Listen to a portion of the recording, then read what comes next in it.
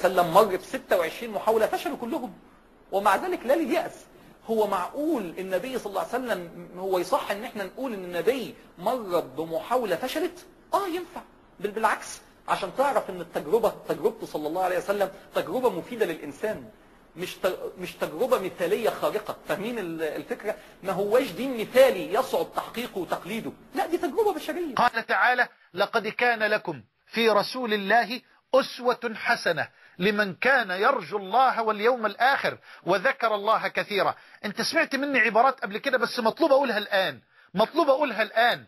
خلي بالك، أنا قلت قبل كده لحضرتك لقد نجح المصطفى.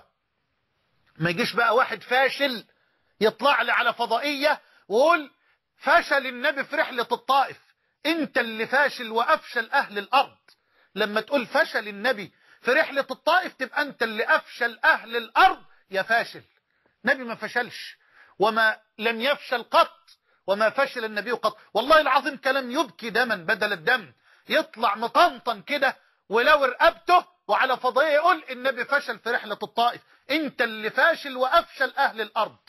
ما فشل محمد قط،